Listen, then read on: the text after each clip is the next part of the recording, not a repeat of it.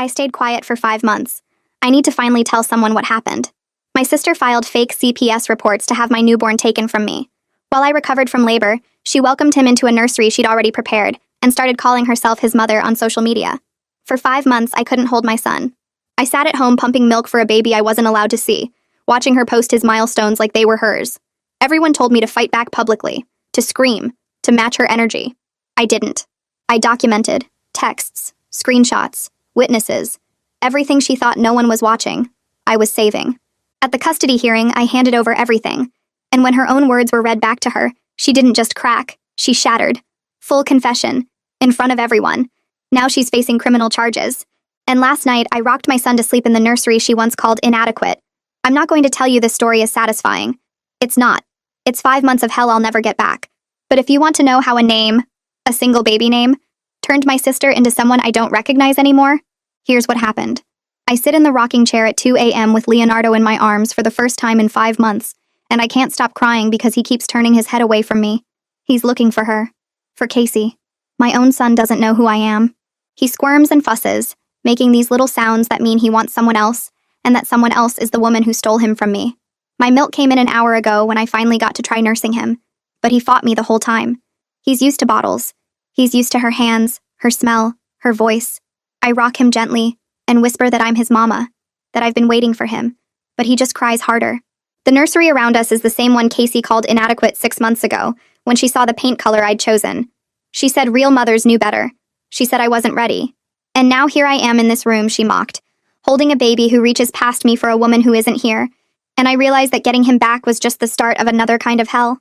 Samuel finds me at dawn, still in the rocking chair with Leonardo asleep against my chest. Tear tracks dried on both our faces. He doesn't say anything, just carefully lifts Leonardo from my arms so I can finally stand up. My body screams in protest. 5 months of pumping milk every 3 hours has left my breasts constantly sore, and now they're even worse because Leonardo wouldn't latch properly. He kept turning away, kept crying, kept wanting the bottle he's known his whole life. Samuel carries him to the nursery corner where we set up the bassinet yesterday after the hearing, and I watch my husband handle our son with the easy confidence of someone who at least got supervised visits during the separation. I got nothing. No visits, no updates, just a pump and a freezer full of milk I couldn't give my own child. Samuel turns back to me and his eyes are red too. He tells me to sleep, that he'll handle the next feeding, and I'm too exhausted to argue. I stumble to our bedroom and collapse on top of the covers, still wearing yesterday's clothes, and I'm asleep before I can think about how Leonardo cried for her instead of settling into my arms. I force myself out of bed 4 hours later when I hear Leonardo crying, and I find Samuel in the kitchen trying to warm a bottle while bouncing the baby on his hip. He looks as tired as I feel. I take over the bottle warming while Samuel keeps Leonardo calm, and I realize I don't even know what temperature my son likes his milk. I don't know if he prefers to eat every 2 hours or every 3.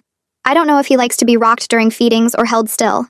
Casey controlled every single moment of his first 5 months, and she knew everything, while I knew nothing except the pain of pumping milk in an empty nursery. Samuel tells me Leonardo woke up at 7 wanting food, and I feel this spike of guilt, because I was supposed to wake up for that feeding, but I slept through it. My body finally crashed after months of stress and no rest.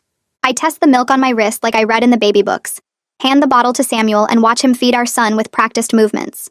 Leonardo drinks eagerly, his little hands gripping the bottle, and I wonder if he'll ever take milk directly from me, or if Casey ruined that too. After he finishes, Samuel burps him, and I see Leonardo spit up a little on Samuel's shoulder, and my husband just wipes it off like it's nothing, like he's done this 100 times. Meanwhile, I'm standing here feeling like a stranger in my own kitchen, watching my husband parent our child while I try to remember what comes next in a routine I never got to learn. The doorbell rings while I'm washing the bottle, and I freeze because every unexpected sound still makes me panic that someone's coming to take Leonardo again. Samuel hands me the baby and goes to answer the door, and I hold Leonardo against my chest even though he immediately starts fussing. Through the kitchen doorway, I hear Austin's voice, and I carry Leonardo to the living room where our lawyer is standing with a thick folder of papers. He looks at me holding the baby and smiles, but it's a tired smile that doesn't reach his eyes. He's been working on this case for 5 months straight, compiling evidence, filing motions, and yesterday he finally got to see it all pay off when the judge ordered Leonardo returned to us. Austin sits on the couch and spreads the papers across our coffee table, and I sit across from him while Leonardo squirms in my arms. Austin explains that the prosecutor's office filed formal charges against Casey this morning: false reporting, fraud, conspiracy, attempted kidnapping, child endangerment, filing false documents. He lists about 6 other charges I can barely process because I'm trying to keep Leonardo from crying. Samuel sits next to me and takes the baby so I can focus. And Austin continues explaining that the prosecutor is taking this seriously because of how much premeditation was involved. He mentions the evidence of Casey planting things at our house, the forged documents she tried to file, the witnesses she tried to pay off. I nod along, but I'm mostly watching Leonardo in Samuel's arms, watching my son exist in our house like he's supposed to be here, except he doesn't know he's supposed to be here. I ask Austin to remind me exactly what happened at the baby shower 6 months ago, because the timeline feels blurry now after everything that came after. He flips through his notes and tells me that I announced the name Leonardo at the shower, explained it was after my best friend who died, and Casey immediately exploded. She screamed that she'd always planned to use that name. She said Leonardo DiCaprio was her favorite actor, and she'd been saving that name for her future son since she was a teenager. Austin reminds me that Casey wasn't pregnant at the shower. She wasn't even dating anyone. She was single and had been single for over a year, but she acted like I'd reached into her future and stolen her child's identity. She demanded I change the name. She said it was hers first, even though I was the one actually pregnant with an actual baby, who would actually be named Leonardo in 3 months. Austin shows me screenshots of texts Casey sent that night to various family members, and in every one she's ranting about how I betrayed her, how I knew she wanted that name, how I did this on purpose to hurt her. I remember the shower ending early because Casey stormed out, and I remember thinking she was just being dramatic, like she always was when she didn't get her way. I never imagined she'd take it this far. Samuel leans forward with Leonardo still in his arms and reminds me about the calls we got after the shower. Casey called him directly 3 times that week, demanding we reconsider. She called my dad. She called Samuel's parents. She sent me long emails about how the name Leonardo belonged to her spiritually, and legally I couldn't stop her from using it too if she ever had a son. Samuel says she threatened legal action over a baby name, which we thought was insane at the time. She delivered ultimatums to the whole family saying she'd cut off anyone who supported our choice. She posted on social media about betrayal and family loyalty, not naming names but making it obvious she meant me. And then she stormed out of a family dinner when nobody backed her up, when everyone said a baby name wasn't something you could claim ownership of before you were even pregnant. We thought she was being dramatic. We thought she'd cool off and get over it like she always did with her various obsessions. We never imagined she'd actually get pregnant on purpose just to try to claim the name first. We never imagined that when that plan failed, she'd pivot to stealing my baby instead. Samuel reaches over and takes my hand while Austin writes notes, and I tell them both about Casey's miscarriage a month before Leonardo was born. She called me from the hospital at midnight screaming that I'd killed her baby. She said the stress I caused by refusing to change Leonardo's name had made her miscarry. She said my selfishness murdered her son, that his blood was on my hands, that I'd stolen his name and his life. I was 8 months pregnant, exhausted and uncomfortable and terrified of what was coming, and my sister was on the phone blaming me for her miscarriage. Samuel took the phone from me that night and hung up on her, and we didn't hear from her for 3 weeks. We thought maybe she was getting help. We thought maybe the miscarriage would make her realize how unhinged she'd become about a name. But Austin pulls out another document and shows me that during those 3 weeks, Casey was at the courthouse trying to file some kind of legal claim on the name Leonardo. The clerk rejected it because you can't legally claim a baby name, but Casey tried anyway. She was so obsessed with stealing my son's name that she was pursuing fake legal action instead of grieving her lost pregnancy. That should have been our warning about how far gone she was, but we were too focused on preparing for Leonardo's arrival to see it coming. I remember with this awful clarity how Casey burst into my delivery room 3 months after the baby shower. I was in active labor, 7 centimeters dilated, and suddenly my sister was there even though she wasn't on the approved visitor list. She was manic, talking fast, her eyes wild with something that scared me. She'd lost her own baby a month earlier and blamed me for it. And now here she was trying to grab my hospital paperwork off the side table. She said she needed to fix the name before I made a mistake. She actually tried to take the birth certificate paperwork while I was in labor. Security had to physically remove her from the room while she screamed about how I was ruining everything, how this Leonardo deserved the name more than hers ever could have, how I'd regret not listening to her. I remember thinking through the contractions that this was the worst thing she could do, showing up during my labor to cause chaos over a name. I had no idea it was just the beginning. I had no idea she'd already started planning how to take my son before he was even born. 3 weeks after Leonardo was born, CPS showed up at our door with paperwork citing Samuel's juvenile record from when he was 16 and my dad's dismissed teaching scandal from a decade ago. I was still recovering from delivery, hormones everywhere, barely sleeping, and suddenly there were strangers at my door saying they needed to investigate our home. The caseworker had this clipboard with allegations that Samuel had a history of violence, that Dad had inappropriate conduct with minors, that our home environment was dangerous for an infant. Samuel tried to explain that his record was sealed, that it was a stupid teenage fight that got resolved through counseling, but the caseworker just kept writing notes. I tried to explain that Dad's teaching scandal was investigated 10 years ago and completely dismissed, that a parent had made false accusations during a messy divorce and every authority cleared him, but she wasn't listening. She just kept saying they had to investigate all reports thoroughly. And then she saw Leonardo sleeping in his bassinet, and she said he needed to be removed for his safety pending the investigation. Within an hour, strangers were carrying my 3-week-old baby out of our house in his car seat, while I stood there with milk leaking through my shirt and my body screaming for my baby. Samuel had to physically hold me back from chasing the CPS car down the street, and I knew in that moment that Casey had won the first round. The CPS caseworker wouldn't listen when I tried to explain that Samuel's record was sealed and Dad's scandal was investigated and dismissed years ago. She wouldn't listen when I said Casey was the one who'd been obsessed with stealing my baby's name, that she'd threatened us, that she'd caused chaos at my baby shower and during my delivery. The caseworker just kept repeating that they had to investigate all reports thoroughly, that child safety came first, that this was standard procedure. She had paperwork showing 3 separate reports filed over 2 weeks, each one with slightly different allegations, but all pointing to Samuel's past and Dad's past as evidence we were unfit parents. I tried to tell her that Casey filed those reports, that my sister was the dangerous one, but the caseworker said the reports were anonymous, and they had to treat them as credible until proven otherwise. She said Leonardo would be placed with a family member for temporary care while they investigated, and I felt my blood go cold because I knew exactly which family member had volunteered. When she confirmed it was Casey, I started screaming that this was exactly what she wanted, that she'd planned this whole thing to steal my baby. But the caseworker was already walking out with Leonardo in his car seat, already calling it a safety measure, already treating me like I was the unstable one. While my sister, who'd orchestrated this whole nightmare, got to take my son home to the nursery, I later learned she'd prepared months before Leonardo was even born. Samuel had his arms wrapped around my waist, holding me back while I watched the CPS car disappear down our street with my 3-week-old baby inside. My shirt was soaked through with milk, my body physically aching for Leonardo, and I couldn't stop making this awful sound that didn't even seem human. Samuel kept saying my name over and over, but I couldn't hear him through the roaring in my ears. I tried to pull away, tried to run after the car even though it was already gone, and Samuel had to drag me back inside the house while I screamed. My legs gave out in the entryway and I collapsed on the floor, still leaking milk, still making that horrible sound. And Samuel sat down next to me and just held me while I fell apart. We stayed there for hours, or maybe minutes, I don't know. Time stopped meaning anything the moment they carried my baby out the door. The phone rang around 6 that evening and I lunged for it so fast I almost knocked it off the table. The caseworker's voice came through, professional and detached, saying Leonardo had been placed with a family member for temporary care pending the investigation. My blood turned to ice because I already knew before she said it. When she confirmed it was Casey, something inside me snapped completely. I started screaming into the phone that this was exactly what she wanted, that she'd planned this whole thing to steal my baby, that she'd filed false reports because I wouldn't change his name. The caseworker kept trying to talk over me, kept saying this was standard procedure, but I couldn't stop screaming. I told her about the baby shower explosion, about Casey bursting into my delivery room, about the miscarriage blame, about everything, and the caseworker just kept repeating that the placement had already been made and was in Leonardo's best interest. Samuel took the phone from my hands because I couldn't breathe anymore. I was hyperventilating, seeing black spots, picturing Casey holding my son in that nursery she'd prepared months ago.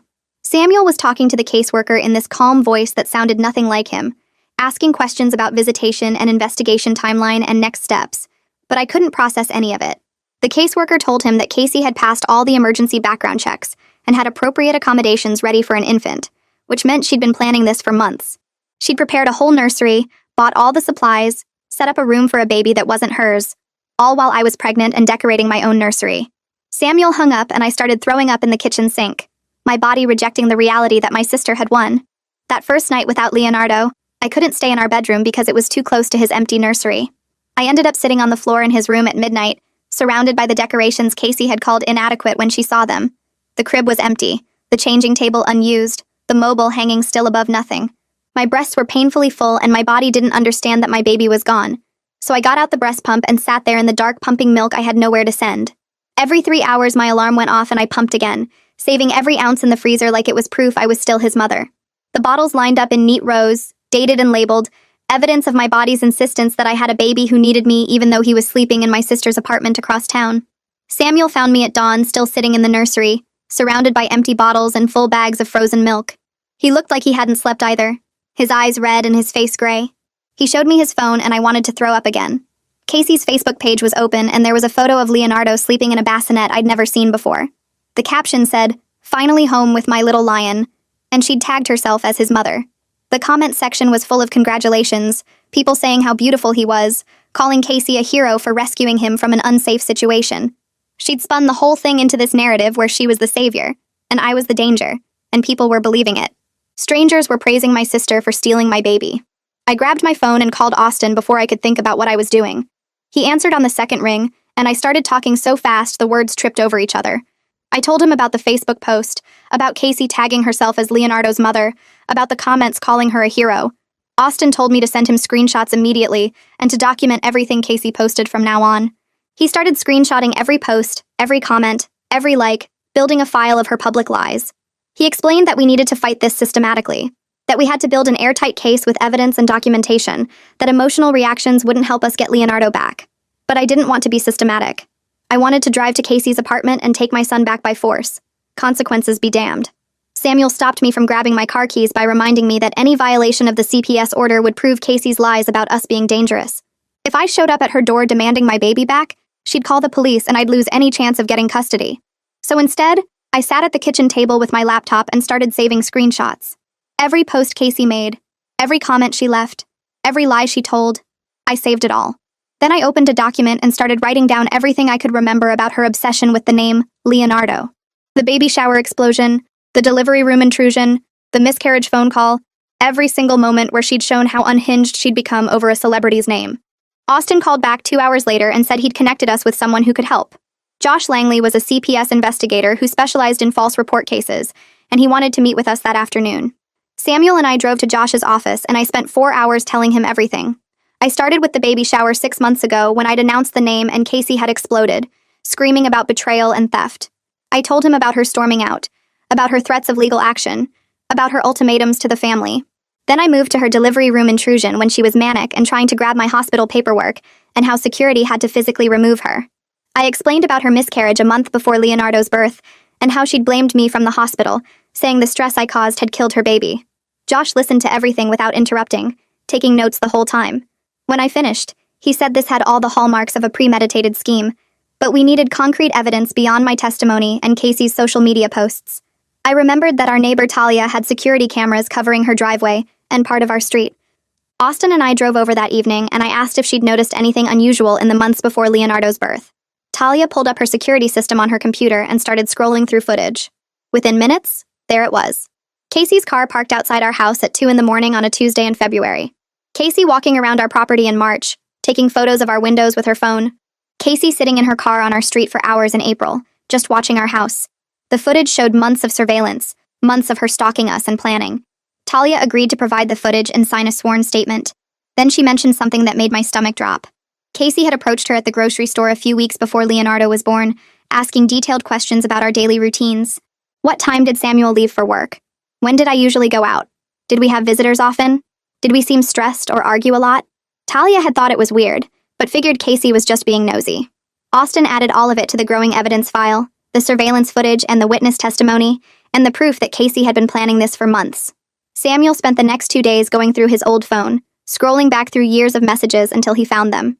The texts from Casey started normal enough, asking about baby names and offering suggestions, but they got weird fast. She sent him lists of alternatives to Leonardo, dozens of them, organized by origin and meaning. Then she offered to help pay for the nursery if we chose something else. Then she offered cash, actual money, starting at $500 and climbing to $2,000 by the end. Samuel showed me the messages, and I felt sick reading them because they proved she'd been planning this for months before Leonardo was even born. The last text in the chain was 3 paragraphs long about her spiritual connection to the name Leonardo, and how Leonardo DiCaprio had appeared in her dreams telling her she was meant to have a son with that name.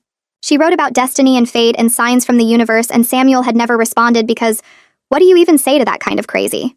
Austin took screenshots of every single message and added them to the evidence file with notes about the escalating desperation and the clear obsession with controlling what we named our child. I remembered the night nanny service we'd booked for Leonardo's first 3 months, back when I thought I'd have help adjusting to motherhood instead of pumping milk alone in an empty house. I called the coordinator and asked if anyone had contacted them about our booking recently, and she got quiet for a second before saying yes. Someone matching Casey's description had called 2 weeks before Leonardo was born, asking detailed questions about our scheduled dates and whether the service kept records of family interactions. The coordinator thought it was weird at the time, but figured it was just an anxious family member checking on our plans. I told her what had actually happened, and she sounded horrified, immediately offering to provide whatever documentation Austin needed. He subpoenaed their records that same day, and got copies of Casey's phone calls, including one where she'd asked if night nannies were mandatory reporters and whether they documented concerning behavior in the homes they worked in. She'd been fishing for information about how to build a case against us, trying to figure out if she could use the nanny service as another source for false reports. Josh called 3 days later with preliminary findings from his investigation. He'd tracked down the caseworker who initially removed Leonardo and interviewed her about the reports Casey had filed. Turns out Casey didn't just file one report. She filed 3 separate ones over 2 weeks, each with slightly different allegations. The first report focused on Samuel's juvenile record, the second added concerns about Dad's teaching scandal, and the third threw in vague claims about unsafe living conditions and erratic behavior. The caseworker admitted she should have noticed the pattern of escalating reports from the same source, but she'd been overwhelmed with a massive caseload and hadn't connected the dots until Josh pointed it out. She looked devastated during the interview, according to Josh, realizing she'd been manipulated into removing a baby from a safe home and placing him with the person who'd orchestrated the whole scheme. Josh got her full statement documented and added it to the file showing how Casey had systematically gamed the system until she found the right combination of allegations to trigger an emergency removal. Samuel and I were driving home from the grocery store one evening when we passed Casey's apartment building. I happened to glance up at her second-floor window and saw something that made me tell Samuel to pull over. Through the window, I could see what looked like a fully furnished nursery, complete with a crib, changing table, and shelves full of baby supplies. Casey had miscarried months ago, so why would she have a whole nursery set up already? Samuel parked across the street and we sat there staring at that window, both of us feeling sick as we realized she'd prepared that room before Leonardo was born, maybe before she was even pregnant. I called Austin right there from the car and told him what we were seeing. He said he'd contact Casey's landlord immediately to find out when she'd set up that nursery, and he called back within an hour with information that made everything so much worse. The landlord pulled up Casey's rental file and found a request form she'd submitted 4 months before Leonardo was born, asking permission to convert her second bedroom into a nursery. 4 months before my son existed outside my body, Casey was already preparing a room for him. The landlord had approved the request, and Casey had included photos of her planned design with the application. Austin got copies of everything, and when he sent them to my phone, I had to pull over because I couldn't see through my tears.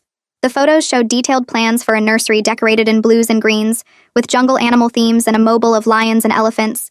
And hanging on the wall in one of the photos was a custom name banner that said Leonardo in wooden letters. She'd ordered that banner months before Leonardo was born, months before she had any claim to that name except in her own twisted mind. Austin added everything to the evidence file with a note explaining that this proved premeditation going back months before my delivery, before any of this started. She hadn't just reacted to losing her baby by stealing mine, she'd planned to take him all along. My days fell into this horrible routine where I'd wake up, pump milk, check Casey's social media for new lies, pump again, document everything, pump again, cry in Leonardo's empty nursery, pump again, and fall asleep exhausted from producing food for a baby I couldn't feed. Samuel had to go back to work after the first week because we couldn't afford for both of us to be home, and the legal fees were already eating through our savings faster than I wanted to think about. Dad started coming over every morning after Samuel left, bringing groceries and making sure I actually ate something between pumping sessions. He'd sit with me while I documented Casey's posts, taking notes on timestamps and comments, and sometimes he'd just hold me while I cried about missing Leonardo's first weeks of life. The house felt too quiet without a baby, too empty, and every 3 hours my body would remind me that I was supposed to be feeding someone who wasn't there. Casey posted a new photo that week, and I almost threw my phone across the room when I saw it. She'd captured Leonardo's first smile, that tiny expression I'd been waiting 9 months to see, and she posted it on Facebook like it belonged to her. The caption said something about how rewarding it was to see him happy and healthy, and the comments section filled up with people congratulating her on being such a good mother. Strangers were praising my sister for milestones that should have been mine, celebrating moments I'd never get back, and with every comment I felt more erased from my own son's life. She was building this whole false story about rescuing Leonardo and being his savior, and people were believing it because they didn't know she'd orchestrated everything. I saved screenshots of the post and every single comment, adding them to the growing file of evidence that showed how completely she'd stolen my identity as Leonardo's mother. Austin scheduled a meeting with someone who might help us understand just how long Casey's obsession had been building. Amaya Sharma was a therapist Casey had seen briefly 2 years ago, and Austin convinced her to provide testimony about their sessions. Amaya looked uncomfortable during the whole meeting, clearly struggling with breaking confidentiality, but Austin explained that the severity of the situation and the harm to a child made it necessary. She told us that Casey had come to her originally complaining about family stress, but the sessions quickly revealed obsessive patterns around celebrity culture and baby names. Casey had fixated specifically on Leonardo DiCaprio, talking about him constantly, convinced she had some kind of spiritual connection to him through dreams and signs. Amaya said she'd recommended continued treatment for what she suspected might be early signs of a delusional disorder, but Casey had stopped coming after just 3 sessions. She never followed up, never got the help Amaya thought she needed, and 2 years later she'd acted on those obsessive thoughts by stealing my baby. Josh called again with findings that made me physically ill. His investigation had uncovered records from a fertility clinic showing that Casey had undergone emergency fertility treatments starting the week after my baby shower. She'd spent thousands of dollars on medications and procedures designed to help her conceive as quickly as possible, rushing through appointments and paying out of pocket for expedited services. The clinic records included notes from her intake appointment where she'd been explicit about her timeline, telling the doctors she needed to get pregnant immediately because someone else in her family was having a baby in 3 months and she needed to have hers first. The doctor had noted concerns about her rushed approach and her fixation on beating a specific deadline, but Casey had been insistent, and the clinic had provided the treatments she requested.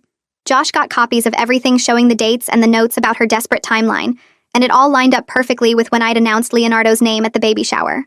I sat in Leonardo's nursery that night, surrounded by the decorations Casey had called inadequate, and I finally understood the full scope of what she'd done. She hadn't just reacted badly to me using the name Leonardo. She'd deliberately gotten pregnant to try to claim it first. She'd created a whole pregnancy, a whole life, just as a weapon in her obsession with a celebrity's name. When her timeline didn't work out and she miscarried a month before I gave birth, she'd pivoted to Plan B, filing false CPS reports to steal my baby instead. The calculated cruelty of it crushed me because it meant she'd never cared about having a child. She'd only cared about having the name. Her baby had been a tool, my baby was a prize, and neither of us mattered to her as actual human beings. I pumped milk at midnight while thinking about how Casey had weaponized pregnancy itself, and I saved every ounce in the freezer like always, marking the date and time, building my own evidence that I was still Leonardo's mother even if I couldn't hold him. Samuel called me the next morning with something he'd dug up from the hospital records, and his voice sounded tight like he'd been up all night going through files. He told me Casey had tried to file paperwork to change Leonardo's name on his birth certificate while I was still in labor, claiming to be me and showing some kind of forged authorization form to the records department. Hospital security caught her before she could submit anything official, and they'd filed an incident report that Samuel managed to get copies of through our lawyer. I sat there staring at the incident report on my phone screen, reading how security described Casey as agitated and insistent, demanding they process the name change immediately because there had been a mistake. Austin added everything to our evidence file within an hour, marking it as proof of premeditation and attempted fraud dating back to before Leonardo was even born. The family started falling apart around us like we were watching relationships crack in real time. My aunt called Dad to say she'd seen Casey's Facebook posts about rescuing Leonardo from an unsafe home, and she wanted to know if maybe there was some truth to the CPS concerns, since the state wouldn't remove a baby for no reason. Dad tried to explain about Casey's obsession and the false reports, but I could hear my aunt's doubt through the phone, her voice saying maybe we should have just changed the name to keep peace in the family. My cousin stopped responding to my texts after she saw Casey's post about Leonardo's first doctor visit, and when I finally got her on the phone, she admitted she didn't know what to believe anymore. Other relatives stayed quiet, not openly siding with Casey, but not defending us either, afraid that speaking up would make them targets of whatever drama was tearing our family apart. Dad and I felt more alone every day, as people who'd known us our whole lives suddenly acted like we might actually be the dangerous ones, like maybe Casey's lies had some basis in reality that we were just refusing to see. I woke up at 3 a.m. around month 2 and heard Leonardo crying, that specific newborn wail that makes your whole body respond even when you're half asleep. I got out of bed and walked down the hall toward his nursery before my brain caught up with reality and reminded me he wasn't there, hadn't been there for weeks, would never be there as long as Casey controlled the CPS placement. Samuel found me 20 minutes later sitting on the floor of the empty nursery, sobbing so hard I couldn't breathe, surrounded by the decorations Casey had called inadequate, and the clothes Leonardo had never worn. I told Samuel I didn't think I could survive 3 more months of this if the investigation dragged on that long, that every day without Leonardo was breaking something in me that might not heal even after we got him back. Samuel sat with me on that floor until dawn, not saying anything because there wasn't anything to say, just holding me while I cried for my son and the time we were losing that nobody could ever give back. Dad showed up the next morning and found me still sitting in the nursery, still wearing yesterday's clothes, the breast pump sitting unused on the dresser because I'd missed 2 pumping sessions during my breakdown. He didn't lecture me or try to fix anything, just made me eat some toast and drink water, then gently suggested I might need to talk to someone professional about what I was going through. I resisted at first because seeing a therapist felt like admitting I was broken, like proving Casey's lies about me being unstable had some truth to them. Dad kept pushing, though, saying my mental health was dropping fast and I needed help to survive the next few months, so I finally agreed to see someone he'd found through his insurance. The therapist turned out to be this calm older woman who didn't try to make me feel better or tell me everything would be okay. She just listened to me talk about the pain and the anger and the grief of having my baby stolen. Then she said something that actually helped, explaining that keeping detailed records of everything Casey did wasn't just practical for the legal case, it was also giving me some sense of control in a situation where I had absolutely none. She told me to channel my grief into documentation, to make the evidence collection part of my healing process, and somehow that shifted something in my brain. I left her office and went straight home to update my spreadsheet of Casey's social media posts, and for the first time in weeks I felt like I was doing something useful instead of just drowning. Casey posted new photos that week showing Leonardo at his 2-month checkup, complete with pictures of his vaccination records laid out on her kitchen table like trophies. I zoomed in on the medical forms and noticed she'd listed herself as his mother in the parent information section, using her own address and phone number like she had legal custody instead of just temporary placement. Austin called the pediatrician's office as soon as I sent him the screenshots, and the office manager pulled up their files to discover Casey had presented falsified guardianship papers at Leonardo's first appointment. The papers claimed she had emergency custody due to parental unfitness, with forged signatures from a judge who didn't exist, and case numbers that led nowhere when the office tried to verify them. Austin added the falsified guardianship documents to our growing list of criminal charges, and the pediatrician's office filed their own report with the medical board about Casey's fraud. I saved every photo from that post, every comment congratulating her on being such a devoted mother, every lie she built on top of the last one, and I felt that grim satisfaction again knowing her confidence was creating the evidence that would destroy her. Samuel came home early from work one day looking defeated in a way I'd never seen before, and he told me his boss had pulled him into a meeting to ask about the CPS involvement with our family. Someone at his company had seen something online or heard gossip somewhere, and now people were whispering about Samuel's past, despite his juvenile record being sealed and expunged years ago. His boss didn't fire him but made it clear the rumors were affecting team morale, that clients were asking questions, that maybe Samuel should consider taking leave until our situation was resolved. I watched my husband try to hold himself together while explaining how his teenage mistakes were being weaponized against our family 15 years later, how Casey had managed to destroy not just our present, but poison his past too. His job performance started slipping because he couldn't focus on work while his son was being held by the sister who'd orchestrated this whole nightmare. And I felt guilty knowing my choice to name our baby Leonardo had triggered the chain of events that was now crushing Samuel's career. Josh called with news that felt like the first real breakthrough we'd had in months. His investigation had uncovered 3 other women in Casey's life who reported similar obsessive behavior around baby names, including a cousin who'd actually changed her planned name after Casey's harassment became so bad she couldn't handle it anymore. None of these women had filed formal complaints because they thought Casey was just being dramatic and controlling, not dangerous. But they all had text messages and voicemails documenting her escalating obsession with controlling what other people named their children. Josh compiled their testimonies into a report showing a clear pattern of behavior going back years, proving that Casey's fixation on the name Leonardo wasn't an isolated incident but part of a larger obsession. One woman described how Casey had shown up at her baby shower and screamed at her in front of everyone for choosing a name Casey claimed she'd always wanted, and another talked about receiving threatening messages saying her baby would be taken away if she didn't reconsider her choice. Austin added everything to our evidence file, building a case that showed Casey's actions weren't just about Leonardo DiCaprio or our specific situation, but about a deep pattern of trying to control other people's reproductive choices through intimidation and manipulation. 2 people came forward that week to report something that made my stomach turn. Casey had apparently been coaching potential witnesses to support her CPS claims, reaching out to distant relatives and old family friends to ask if they'd be willing to testify about concerning behavior they'd supposedly witnessed from Samuel or Dad. She offered one person money to say they'd seen Samuel drinking heavily around the baby, and promised another that she'd help with their legal problems if they'd claim Dad made inappropriate comments about children. Both people refused and immediately contacted Josh to report Casey's attempts to get them to commit perjury, providing recordings of phone calls where Casey laid out exactly what she wanted them to say in court. Austin called the prosecutor handling the criminal investigation and handed over the evidence of witness tampering, adding another serious charge to the list that was growing longer every week. I realized Casey wasn't just confident in her scheme. She was actively trying to build false testimony to support it, paying people to lie under oath to keep my son away from me. Month 3 hit me harder than the first 2 combined. I started having panic attacks every time I heard a baby crying in public, my body responding to the sound like it was Leonardo even though I knew it couldn't be. I tried going to the grocery store with Samuel one day and made it as far as the baby section before I had a complete breakdown in the middle of the aisle, sobbing over packages of diapers Leonardo should have been wearing. Samuel and Dad took over all the shopping after that while I stayed home, my world shrinking down to just 2 activities that filled my days.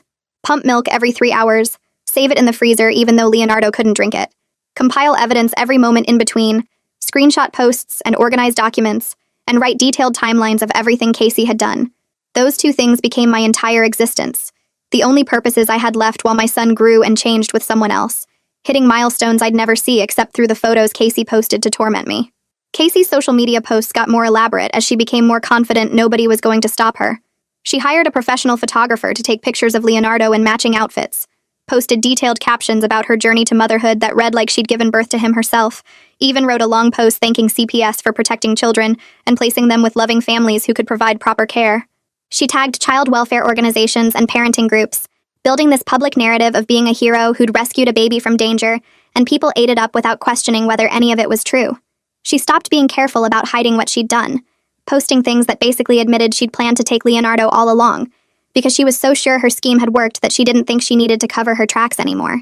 I saved every single post, every comment, every piece of evidence Casey created through her own arrogance, and I knew that when we finally got to court, her confidence would be the thing that destroyed her completely. Austin called me 2 days after Casey's Mother's Day post, and his voice had that careful tone he used when he'd found something bad. He told me to check our home security footage from 3 days before Leonardo was born, gave me the specific timestamp, and I pulled it up on my laptop with Samuel looking over my shoulder. The footage showed Casey trying our back door at 2 a.m., then moving around to the side windows checking each one. And my stomach dropped when I saw her pull something from her bag and try to slide it through a partially open window in our kitchen. Samuel paused the video and zoomed in, and we could see it was an opened bottle of vodka that she was attempting to place on our kitchen counter through the gap. She tried 3 different windows before giving up and getting back in her car, and the whole thing was captured in perfect clarity by the cameras we'd installed after the baby shower incident. Austin added the footage to our evidence file along with a detailed breakdown of what Casey had attempted, and he explained that trying to plant evidence before a CPS investigation showed consciousness of guilt and premeditation to frame us. I watched that footage 5 more times, seeing my sister creep around my house in the middle of the night trying to manufacture proof that we were unfit parents. And I felt sick knowing how close she'd come to succeeding if that window had been open wider. Josh called the same day with news that made my hands shake so hard I almost dropped the phone. His investigation had uncovered paperwork Casey filed with the family court within 3 hours of Leonardo's removal, emergency guardianship documents that would have made her his legal parent if they'd been approved. The judge had denied the request pending the full CPS investigation, but Josh said the speed of the filing showed Casey had the paperwork ready to go before Leonardo was even taken, probably filled out days or weeks in advance with just the date left blank. She'd been so confident her scheme would work that she'd prepared to make the theft permanent before we could fight back, and Josh added copies of the denied guardianship petition to our evidence showing how quickly Casey moved to cement her claim on my son. Samuel read through the documents that night and pointed out that Casey had listed herself as Leonardo's primary caregiver since birth, claimed she'd been present for all medical appointments, and stated that the biological parents were unable to provide adequate care due to criminal history and mental instability. Every single statement was a lie, but she'd written it all down in official legal documents with her signature, creating a paper trail of her fraud that would be read back to her in court. I was going through my phone backing up text messages when I found something I'd completely forgotten about. A group chat between Casey and 3 of her friends from 2 months before Leonardo was born, and I scrolled through the messages feeling my rage build with every line. She'd written things like, "I told her not to use that name but she wouldn't listen," and "She'll learn you can't just take what's mine," and "Leonardo was always meant to be my son, not hers." Her friends had responded with concern, asking if she was okay, suggesting she talk to someone, but Casey kept going with messages about how she had a plan, and everything would work out the way it was supposed to. One message from 3 weeks before Leonardo's birth said, "Just wait. In a few weeks everyone will see who the real mother is." And another from the day after his removal said, "Told you it would work out." I screenshotted every single message and sent them to Austin, and he called me back within minutes to say these texts were potentially the most damaging evidence we had, because they showed consciousness of guilt, premeditation, and admission of her scheme. The texts proved Casey knew exactly what she was doing, that she'd planned it deliberately, and that she viewed stealing my son as justified payback for using a name she claimed belonged to her. Talia stopped by the house a week later with her laptop and a guilty expression. She explained that she'd been reviewing more of her security footage from the months before Leonardo was born, and she'd found something disturbing she thought we needed to see. The footage showed Casey in the weeks before my due date, walking up and down the sidewalk outside Talia's house while carrying a baby carrier, practicing the motion of walking with an infant. Another clip showed Casey in her car with a stroller in the back seat, taking it out and folding it repeatedly like she was rehearsing, and a third showed her sitting in the parked car holding a baby doll and rocking it.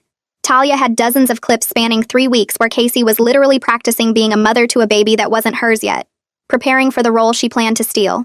Austin reviewed all the footage and said that even in his 15 years of family law, he'd never seen premeditation this extensive and calculated for a custody theft.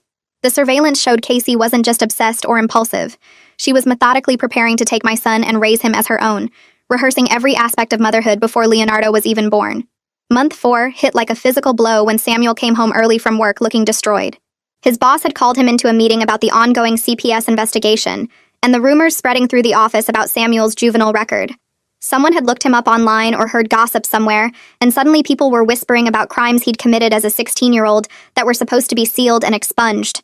His boss didn't fire him outright, but made it clear the situation was affecting team morale, that clients were asking uncomfortable questions, and that maybe Samuel should consider taking a leave of absence until everything was resolved. Samuel tried to push back, but his performance had been slipping for weeks because he couldn't focus on work while his son was being held by the sister who destroyed our family. 2 weeks later, his boss called him in again, and this time there was no maybe about it. Samuel was let go with 2 weeks severance and a recommendation to seek counseling, and I watched my husband sit at our kitchen table staring at his termination papers while I pumped milk for a baby I couldn't hold. We were suddenly facing financial ruin on top of everything else, burning through our savings on legal fees, and living expenses with no income, and I felt crushing guilt knowing that my choice to name our baby Leonardo had triggered the chain of events that cost Samuel his career. Dad called me crying 3 days after Samuel lost his job. The library where he volunteered had asked him to step back from his position after several parents complained about the old teaching scandal being brought up again.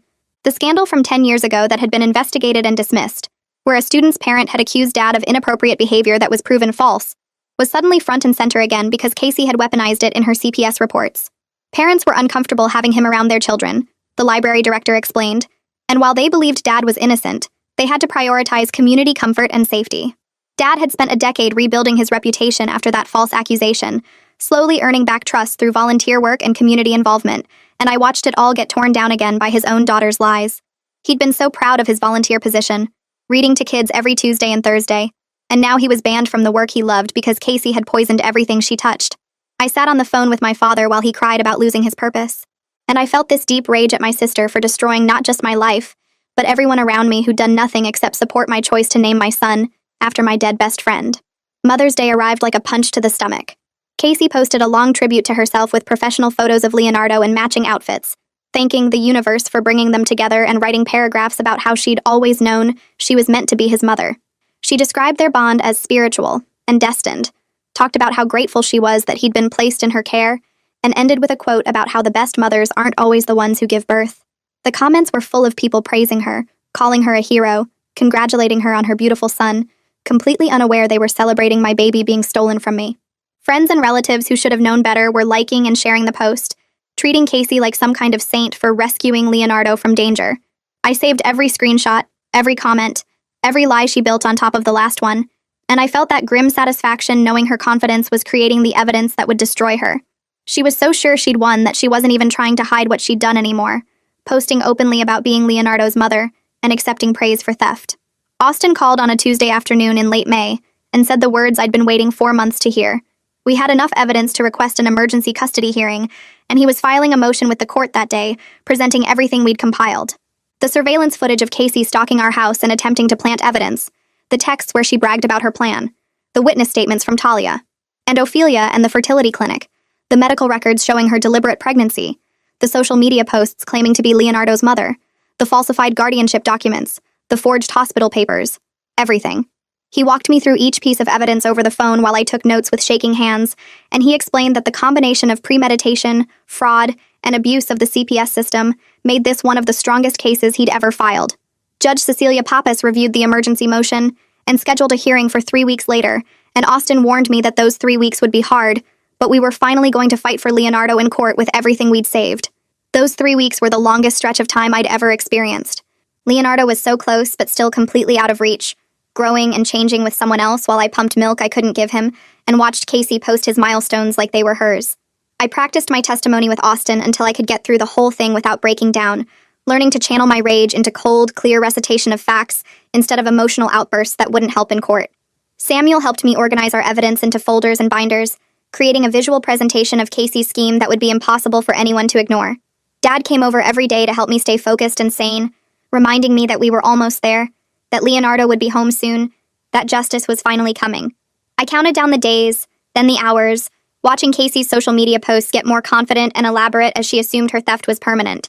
She posted about Leonardo's future, about the schools she'd chosen, about the life she was planning for my son, and I saved every single post knowing they'd be read back to her in 3 weeks. The night before the hearing, I sat at our dining table surrounded by 4 months of evidence. Surveillance footage, text messages, witness statements, medical records, social media screenshots, fertility clinic documents, forged papers, everything Casey thought no one was watching while she stole my son. I reviewed it all one more time, checking that every piece was organized and ready, and I felt this deep satisfaction knowing that her confidence had made her sloppy. She'd posted publicly about being Leonardo's mother, texted freely about her plan, filed fraudulent documents with her real signature, all because she was so sure she'd gotten away with it that she stopped covering her tracks. Samuel sat next to me going through the binders, and we didn't talk much because there wasn't anything left to say. Tomorrow we'd walk into that courtroom and hand over everything, and Casey's own words would be read back to her in front of everyone. Tomorrow I'd finally fight for my son with 4 months of documented evidence proving exactly what she'd done, and I knew that when Judge Pappas saw everything we'd compiled, Leonardo would come home. I barely slept that night, holding the baby blanket Leonardo had been wrapped in when CPS took him. The fabric still smelled like the hospital, like those first 3 weeks before everything fell apart. I kept thinking about walking into that courtroom in the morning and facing Casey across the aisle, about finally getting to say everything I'd been documenting for 5 months. Samuel held me while I cried around 3 a.m., and I told him I was scared that even with all our evidence, something would go wrong. He reminded me that we had surveillance footage, texts, witness statements, everything we needed to prove what she'd done. Dad called at 6 a.m. to say he'd be there in 30 minutes, that he'd made coffee and grabbed breakfast sandwiches because he knew I wouldn't eat otherwise. I felt surrounded by the people who actually loved me versus the sister who'd betrayed me in the worst possible way. I got dressed in the outfit Austin had suggested, something professional but not too formal, something that said responsible mother instead of desperate victim. Samuel helped me gather all the binders and folders we'd organized, double-checking that every piece of evidence was labeled and ready. Dad arrived and we drove to the courthouse together, nobody talking much because there wasn't anything left to say. Everything we'd saved for 5 months was about to be presented in front of a judge, and either it would be enough or it wouldn't. The custody hearing started at 9 a.m. and the courtroom was packed. Our family sat on one side, Dad and Samuel and a few cousins who'd believed us from the start. Casey's supporters filled the other side, relatives who'd fallen for her social media posts, and friends who thought she'd rescued Leonardo from danger. Social workers sat in the middle section with their folders and serious expressions. Lawyers shuffled papers at their tables. Detective Sterling McCain sat near the front because he'd been assigned to investigate the criminal charges. Judge Pappas came in and everyone stood, and I felt my heart pounding so hard I thought everyone could hear it. The judge explained the proceedings, how we'd present evidence and testimony, how this was about Leonardo's best interests, and the truth about his removal. I could see Casey sitting at her table looking confident, like she still thought she was going to win. She'd dressed carefully too, wearing soft colors and minimal makeup, playing the part of the caring guardian. Her lawyer kept whispering to her and she kept nodding, and I wanted to scream that it was all an act, that everything about her was fake. Austin stood up and started presenting our evidence systematically, beginning with the baby shower explosion 6 months earlier. He showed photos from that day, the decorations I'd put up, the guests who'd been there. He read from witness statements describing how Casey had screamed when I announced the name Leonardo, how she'd threatened legal action, how she'd stormed out claiming I'd stolen her future child's name. He moved through every piece of documentation we'd compiled over 5 months. The surveillance footage from Talia's cameras showing Casey's car parked outside our house at odd hours, showing her walking around our property taking photos, showing her just sitting there watching our windows. The recordings of her coaching potential witnesses, offering money for false statements about Samuel's behavior or Dad's interactions with children. The texts where she'd bragged about her plan, writing things like, "I told her not to use that name," and "Leonardo was always meant to be mine." The fertility clinic records proving she'd gotten pregnant deliberately after the baby shower, spending thousands on emergency treatments to conceive as fast as possible. Austin presented each piece calmly and clearly, building a timeline of premeditation that went back months before Leonardo was even born. I watched the judge taking notes, watched some of Casey's supporters starting to look uncomfortable as they realized the scope of what she'd done. Josh took the stand next and testified about his investigation. He explained how he'd uncovered Casey's years-long obsession with the name Leonardo, going back to before I was even pregnant. He'd found 3 other women in our family who reported similar harassment from Casey about their baby name choices, including one cousin who'd actually changed her planned name because Casey's behavior became unbearable. He described Casey's pattern of obsessive focus on celebrity names, particularly Leonardo DiCaprio, and her belief that she had some kind of spiritual connection to that specific name. He walked through her premeditated scheme to remove my son and claim him as her own, from the fertility treatments to the prepared nursery to the false CPS reports. He explained how the CPS system had been manipulated through multiple false reports filed over 2 weeks, each with slightly different allegations, until one combination triggered an emergency removal. Josh showed documentation of every report Casey had filed, pointed out the inconsistencies and escalating claims, demonstrated how she'd learned what language would get CPS to act. The judge asked several questions, and Josh answered each one with specific evidence, and I could see Casey's confident expression starting to waver. Ophelia took the stand and testified about Casey's suspicious inquiries to the night nanny service. She explained how Casey had called pretending to be a concerned family member, asking detailed questions about our booking, about what kind of records they kept, about whether they documented family interactions. Ophelia had found it strange enough to make notes, which Austin now presented to the court. Then Talia showed more surveillance footage, this time of Casey rehearsing with baby equipment in her own driveway, practicing carrying a car seat and pushing a stroller weeks before Leonardo was born. The footage showed her stalking our property multiple times, trying our doors and windows, peering through gaps in our curtains. Amaya took the stand next and discussed Casey's obsessive patterns from their brief therapy relationship 2 years earlier. She explained how Casey had fixated on celebrity names during their sessions, how she'd talked about feeling destined to have a child named Leonardo, how she'd refused to continue treatment when Amaya suggested her fixation might be unhealthy. Amaya's testimony established that this wasn't a sudden breakdown, but a long-standing pattern of obsessive behavior that had been escalating for years. Austin presented the social media posts next, and this was when I watched several of Casey's supporters shift uncomfortably in their seats. Post after post of Casey claiming to be Leonardo's mother, professional photos she'd had taken with him, detailed captions about their bond and her journey to motherhood, comments where she was accepted, congratulations for rescuing him from an unsafe situation, posts thanking CPS for protecting children and placing them with loving families, a Mother's Day tribute where she thanked the universe for bringing them together. Austin showed how she'd tagged herself as Leonardo's mother on the platform, how she'd posted about his milestones like they were hers, how she'd built an entire false narrative that my son was hers. The evidence was overwhelming and undeniable.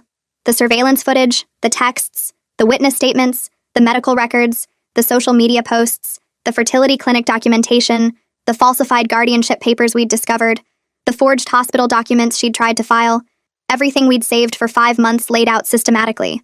Casey's confident expression cracked completely as she watched her own words and actions presented in front of everyone. Some of her supporters actually got up and quietly left the courtroom as they realized what they'd been defending. Judge Pappas looked at Casey and asked her to respond to the evidence. That's when everything shattered. Casey started screaming about how the name was always supposed to be hers, how I'd stolen her future, how she'd planned for years to have a son named Leonardo. She yelled about Leonardo DiCaprio telling her in dreams that she was meant to have a son with that name, about their spiritual connection, about how the universe had chosen her. She confessed to filing the false reports, admitted she'd done it deliberately to get Leonardo removed. She confessed to coaching witnesses, to offering money for false statements. She admitted getting pregnant on purpose right after the baby shower, racing to conceive before I gave birth.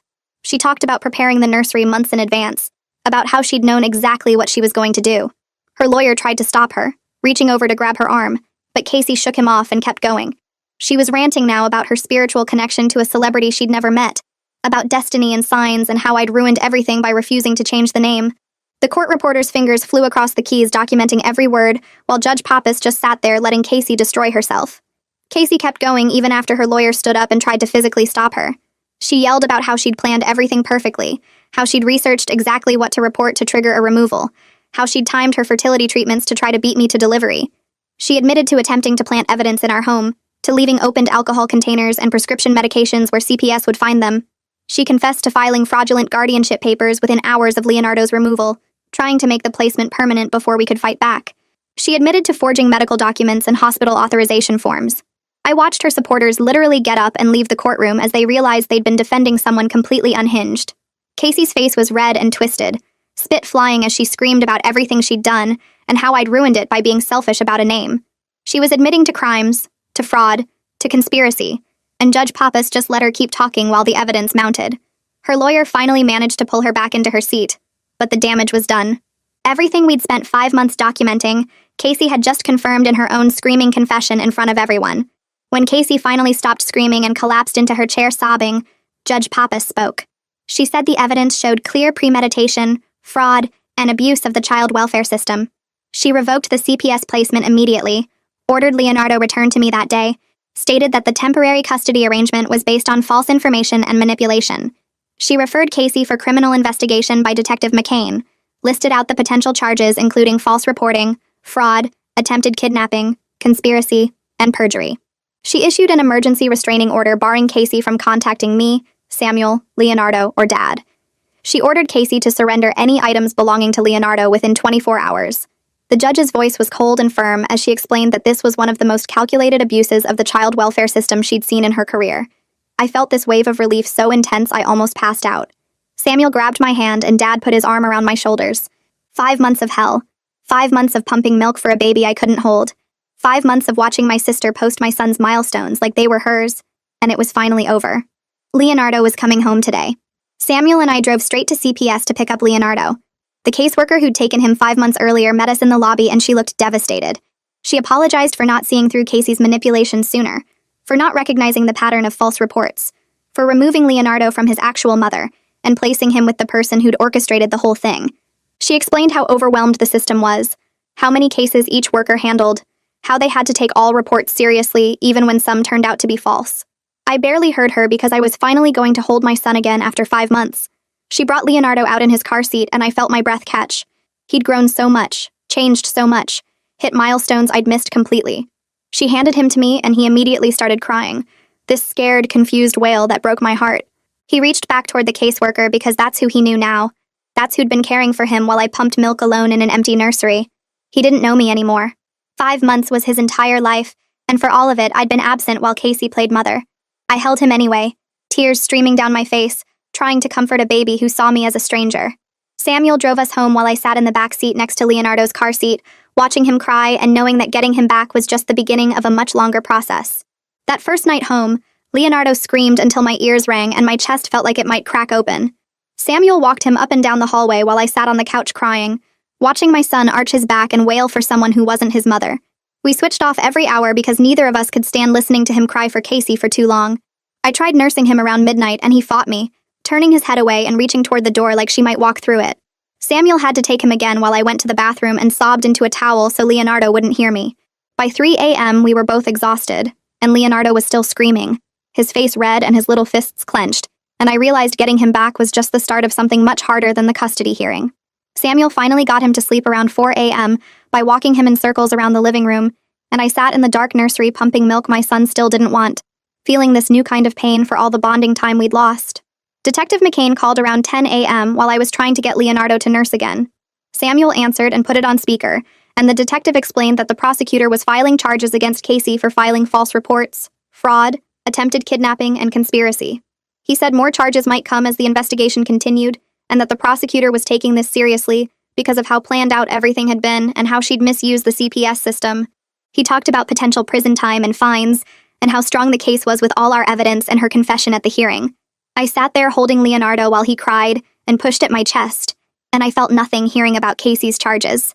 No satisfaction, no relief, just this empty numbness because no criminal case would give me back the 5 months I'd lost or make Leonardo know me as his mother. The first week was worse than I'd imagined. Leonardo didn't know my smell when I held him close, didn't want my milk when I tried to nurse him, cried when I picked him up, and only stopped when Samuel or Dad took over. I had to learn my own son like he was a stranger's baby, sitting next to his bouncer for hours just so he could get used to seeing my face before I tried to touch him. Samuel went back to work after 3 days because we needed the money, and Dad started coming over every morning to help. While I pumped and cried and tried to figure out how to bond with a baby who'd spent his whole life thinking someone else was his mother. Leonardo would calm down when Dad held him but scream when I tried, and I felt this awful jealousy toward my own father, because at least Leonardo didn't hate him. I spent hours just sitting on the floor near Leonardo's playmat, talking to him softly and not touching him, trying to let him get comfortable with my presence before I attempted to be his mother again. Samuel came home 2 weeks later and told me he'd found a new job. His old company had let him go after the rumors about the CPS case spread through the office, and he'd been interviewing at places that offered more flexible hours so he could help with Leonardo. The new position paid less, but he could work from home 2 days a week and leave early when needed, which we desperately needed because Leonardo still cried for hours when I tried to care for him alone. Dad increased his visits to every single day, showing up at 8 a.m. to help with feedings and diaper changes while I pumped milk and tried to get Leonardo to accept nursing directly instead of bottles. We worked as a team because Leonardo needed consistency and I needed support, and slowly over those 2 weeks I started to see tiny moments where Leonardo didn't immediately cry when I picked him up. My mother called 3 weeks after the custody hearing, and I knew from her tone that she was calling to defend Casey. She said I'd been too harsh at the hearing, that I should have just changed Leonardo's name to keep the peace, that Casey was sick and needed help, not criminal charges. I told her that Casey had stolen 5 months of my son's life, and she'd done it on purpose, that she'd planned everything and lied to everyone and tried to destroy our family. My mother said family should forgive family, that I was being cruel by pressing charges, that Casey had lost a baby too and deserved understanding. I hung up on her and blocked her number because I couldn't listen to her defend the person who'd taken my newborn and posted his milestones like they were hers. Several aunts and uncles stopped speaking to us after that, taking my mother's side and acting like I was the villain for not letting Casey get away with what she'd done. The family fractured completely, and I realized some relationships were destroyed forever by Casey's actions and by how people chose to respond to them. Casey showed up at our house one morning in early July, violating the restraining order by standing on our porch and banging on the door. I called the police immediately while Samuel kept Leonardo in the back bedroom, and they arrested her right there on our front steps. She sent threatening messages through fake social media accounts 2 weeks later, and then Dad found a hidden camera in our mailbox during a routine check of our property. Each violation added to her criminal charges, but it also meant we never felt safe, always looking over our shoulders and checking for cameras or seeing her car parked down the street. I couldn't take Leonardo for walks without feeling like she was watching, couldn't post anything about him online without worrying she'd see it, couldn't relax in my own home because she kept finding ways to intrude even with the restraining order in place. Casey's criminal trial started 2 months after the custody hearing, and I had to testify again. I sat in that witness box reliving the entire nightmare while Casey glared at me from the defense table, and I walked the jury through every piece of evidence and every lie she'd told. The prosecutor showed the surveillance footage, the texts, the social media posts, the forged documents, and the fertility clinic records proving she'd gotten pregnant on purpose. He presented new findings about additional forged documents and her attempts to tamper with witnesses by offering money for false statements. I watched the jury's faces change from skeptical to shocked to disgusted as they understood what she'd actually done, and I felt this grim satisfaction knowing that strangers could see the truth, even if some of my family couldn't. 6 months after getting Leonardo back, I'm rocking him to sleep in the nursery Casey once called wrong for my baby. He reaches for me now when he's upset. Nurses without fighting, says Mama when he sees me walk into a room. Samuel found steady work with better hours. Dad volunteers at a different library in the next town over, and Leonardo is hitting all his milestones in the home Casey tried to take from us. Casey was convicted on multiple charges and got probation with required therapy she refuses to attend, and she moved 3 states away last month. The 5 months I lost are gone forever, and I carry scars from watching my son's first smile in someone else's Facebook post instead of in my arms. But Leonardo is home and healthy, and that's what matters most. 1 year after the custody hearing, I tell Leonardo the story of his name while sitting in this nursery that saw both the worst betrayal and the slow rebuilding of our family. I tell him about my best friend who died too young, about why his name means so much, about how he was wanted and loved from the very beginning even when someone tried to steal that from us.